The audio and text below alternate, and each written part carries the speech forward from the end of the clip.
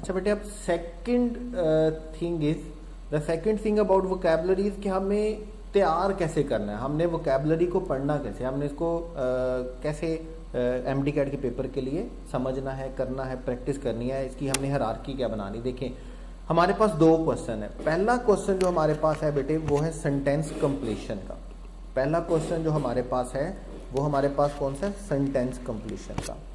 अब sentence completion के लिए आपके पास क्या है, आप ने डेफिनेटली बहुत से स्टूडेंट्स जो हैं वो इम्प्रूवर्स हैं, रिपीटर्स हैं, बड़े लंबे लंबे लेक्चर्स उन्होंने सुने होते हैं कि जी सेंटेंस कंप्लीशन इस तरह सोल्व होता है, इस तरह सोल्व होता है, लॉजिक से सोल्व होता है, ग्रामर से सोल्व होता है, मीनिंग से सोल्व होता है, ये वर्ड आ जाए तो इस तरह सोल्व होता है, ये वर्ड आए तो इस तरह सोल्व होता है, इस वर्ड के साथ इस तरह ट्रांसलेट करते हैं, इस वर्ड के साथ इस तरह ट्रांसलेट करते हैं।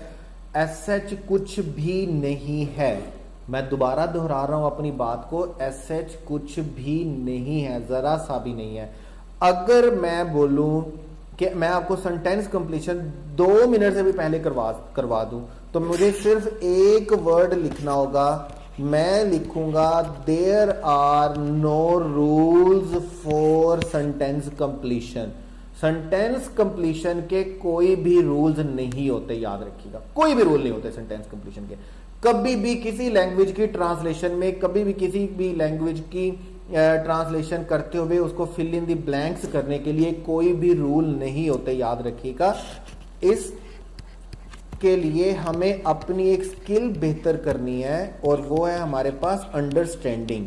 और अंडरस्टैंडिंग भी कौन सी हमें करनी है, रीडिंग अंडरस्टैंडिंग। एक्चुअल में हमें अपनी रीडिंग पावर बढ़ानी है, हमें अपनी रीडिंग को बेहतर करना है, अपनी अंडरस्टैंडिंग को बेहतर करना है। और ये दो तरह से हो सकती हैं। एक तो ये जब हम वोकैब को बड़े अच्छे तरीके से समझ रहे होंगे, जब हम वर्ड्स को बड़े अच्छे तरीके से समझ रहे होंगे, जब हम सेंटेंस को बड़े अच्छे तरीके से समझ रहे होंगे। कोई रूल्स नहीं है कि इस तरह होता है, इस तरह होता है, ऐसे होता है, वैसे होता है, कोई रूल्स नहीं है। इस बात को भूल जाएं कि सेंटेंस कंप्लीशन कोई रूल्स है।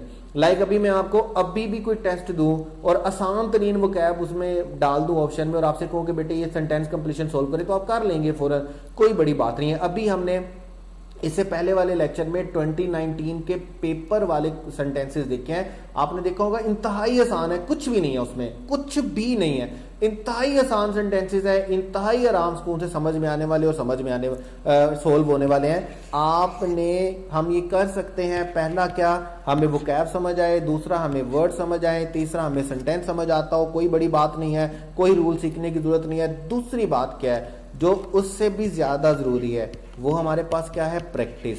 जितना ज्यादा हम प्रैक्टिस करेंगे हमारी अंडरस्टैंडिंग, हमारी रीडिंग पावर उतनी ज्यादा बेहतर होगी, जितनी ज्यादा प्रैक्टिस करेंगे। आप देखिए मैंने अभी आपको बताया वर्ड्स हैं 210, आप बुक में इंशाल्लाह आप 800 क्वेश्चन की प्रैक्टिस करेंगे, ठीक है।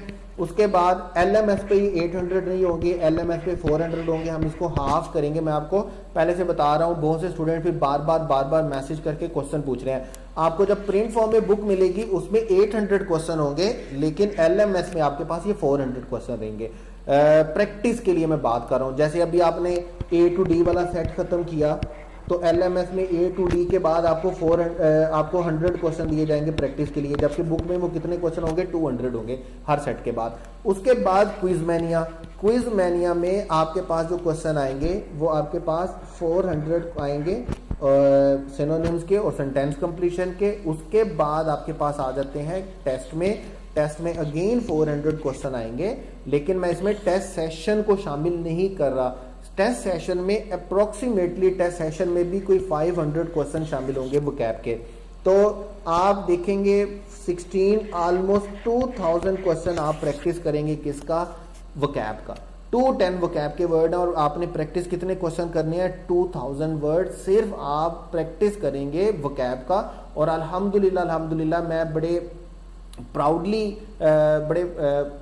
बड़े प्राउडली ये कह सकता हूं कि ग्रिप इंस्टीट्यूट के अलावा अभी तक कोई ऐसा प्लेटफॉर्म नहीं है जो इतनी प्रैक्टिस फोकस स्टडी करवाता है, टीचिंग करवाता है, लर्निंग में लेके जाते हैं। हम ये मानते हैं ग्रिप इंस्टीट्यूट का जो मोटो है, जो ग्रिप इंस्टीट्यूट जिस मोटो पे काम करती है या जिस सोल पे या जिस क्रक्स पे काम करती है, जो कि हमारी जिस्ट है, वो हमारे पास क्या है, practice makes a man perfect. Practice based हम स्टडी करेंगे, ठीक है।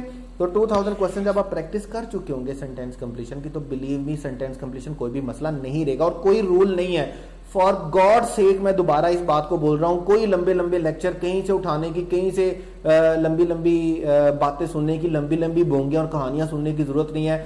Sentence completion is all about your reading, sentence completion is all about your understanding.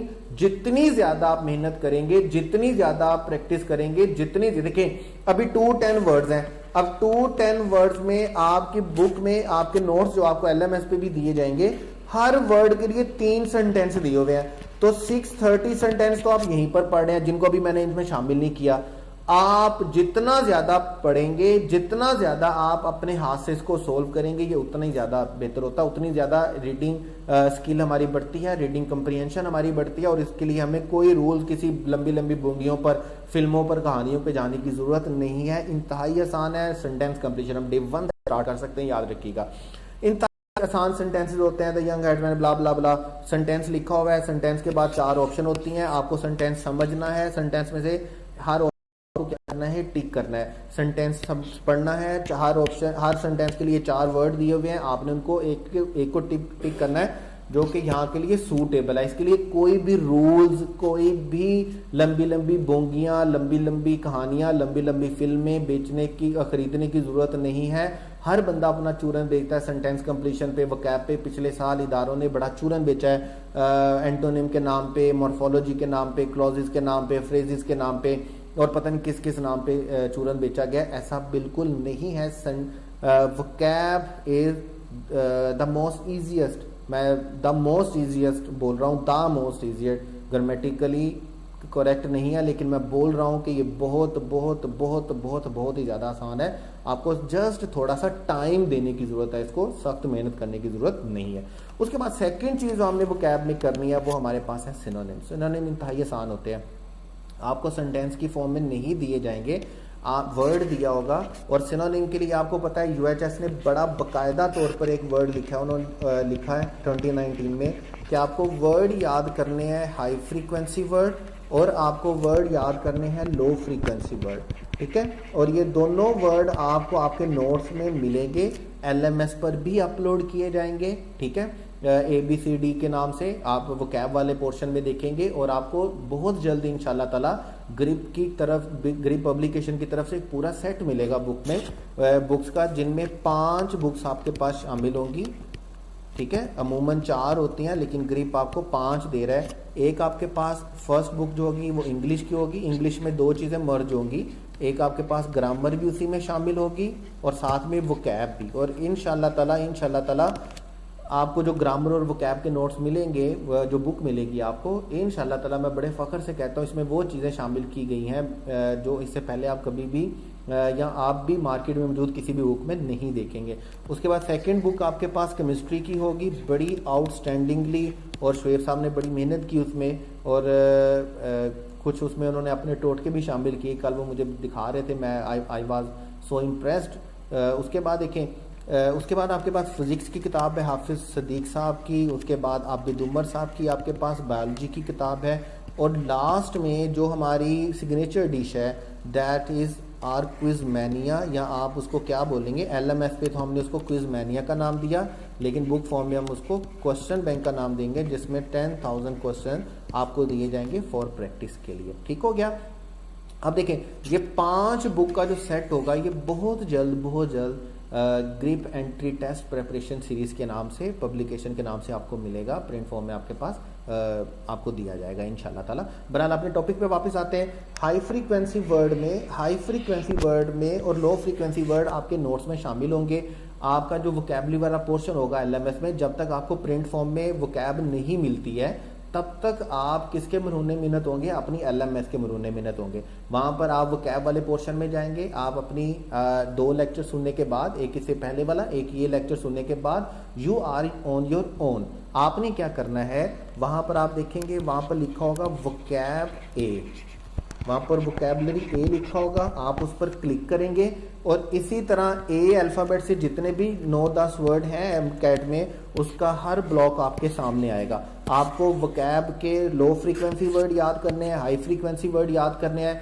Her word के जो सेंटेंसेस लिखे हुए हैं उनको आपने अच्छे से पढ़ना है, समझना है, उनको रट्टा मारने की जरूरत नहीं है। और उसके बाद जब आप ए कर चुके होंगे, बी कर चुके होंगे, सी करेंगे, डी करेंगे, तो लास्ट में आपको प्रैक्टिस टेस्ट के लिए 50 क्वेश्चन दिए जाएंगे। ये प्रैक्टिस टेस्ट क्वेश्चन होंगे, 50 क्वेश्चन होंगे जो आपको दिए जाएंगे। मैंने आपसे कहा बल्कि कोशिश करूंगा कि मैं 50 100 क्वेश्चन मैंने करने हैं, 50 सेंटेंस कंप्लीशन और 50 सिनोनिम्स के। आपने ये करने के बाद आपका इस सेट का एक टेस्ट होगा जो कि 100 क्वेश्चन का ही इंशाल्लाह ताला टेस्ट होगा।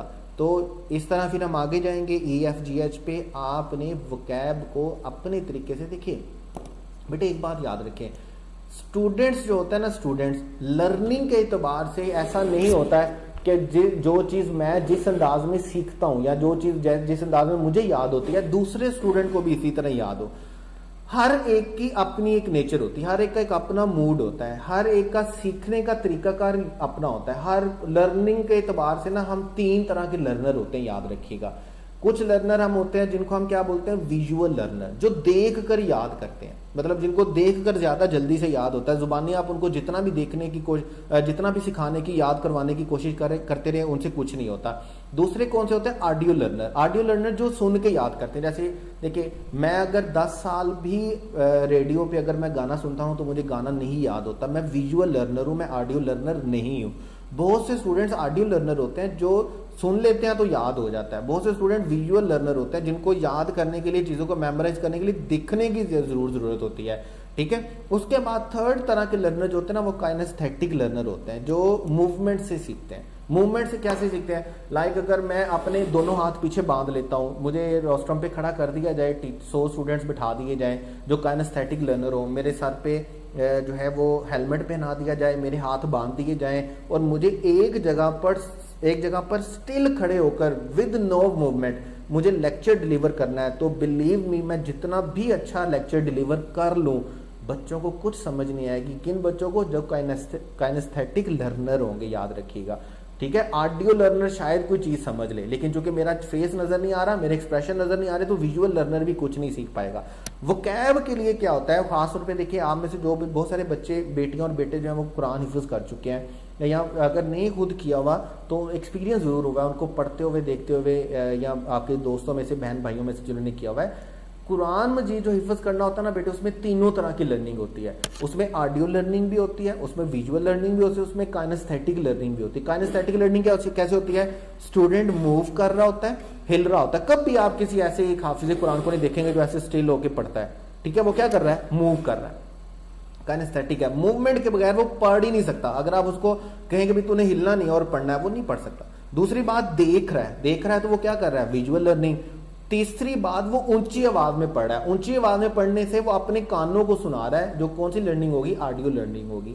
तो अभी वोकैब के लिए आपको क्या करना है, आप अपना नेचर देखते हैं कि भाई मैं कैसा लर्नर हूं, मैं ऑडियो लर्नर हूं, विजुअल लर्नर हूं, या मैं काइनेस्थेटिक लर्नर हूं। आप अपने मिजाज के मुताबिक, अपने तरीके के मुताबिक, आप अपनी सोच देखिए। लाइक मुझे अगर मैं खड़े होकर नहीं पढ़ सकता, एक स्टूडेंट है वो बैठ के नहीं पढ़ सकता, लेट के नहीं पढ़ सकता, मुझे मेरे पास मेरे कमरे में कोई बैठा होता है तो मेरे से नहीं याद होता, और एक स्टूडेंट ऐसा है जो अकेला बैठा होता है तो उसे याद नहीं होता। तो हर एक चीज, हर एक फैक्टर आपने खुद डिटरमिन करना है कि मैं कैसा लर्नर हूं, कौन सा मेरा जो है वो कंफर्ट जोन है, और किस कंफर्ट जोन में रहते हुए मैं ज्यादा अच्छा परफॉर्म करता हूं। तो वोकैब लर्निंग जो ऐसी है बेटे, इसमें कोई ऐसे स्टैंडर्डाइज्ड रूल नहीं है जो हर स्टूडेंट पे अप्लाई होता है। ये इंडिविजुअल मोड पे बात करता है, इंडिविजुअल नेचर पे बात करता है, मिजाज की बात होती है, तरीकाकार की बात होती है, मेंटालिटी की बात होती है, एटमॉस्फेयर की बात होती है। There are many factors. आपको अपने लिहाज से, अपने तरीके से चीज़ों को लेकर चलना है। किसी को देखकर कुछ करने की जरूरत नहीं है कि वो ऐसा कर रहा है तो मुझे भी वैसा करना है, वो ऐसा कर रही है तो मुझे भी वैसा करना है। जो जैसा कर रहा है, जो जिसका कंफर्ट जोन है, उसको उसके कंफर्ट जोन में रहने दें। आप अपना कंफर्ट जोन देखें कि आपका कंफर्ट जोन कौन सा है, और मैं कैसे ज्यादा इन हालात में, इस सिचुएशन में मैं ज्यादा अच्छे तरीके से पढ़ सकता हूँ या पढ़ सकते हो, ये सारे सब्जेक्ट्स के लिए है। ठीक हो क्या? आपको अपना कंफर्ट जोन ढूंढना है, आपको अपने तरीके से चीज़ों को लेके चलना है। आपकी जो वोकैब है वो आपके LMS पे अपलोड कर दी जाएगी अल्फ़ाबेटिकली। पहले सेट A किया जाएगा, फिर सेट B किया जाएगा, सेट C किया जाएगा, D किया जाएगा, और चारों सेट के बाद इनके प्रैक्टिस क्वेश्चन किए जाएंगे। प्रैक्टिस क्वेश्चन करने के बाद इनका टेस्ट दिया जाएगा, और ये सारा कुछ SOS के अकॉर्डिंगली होगा।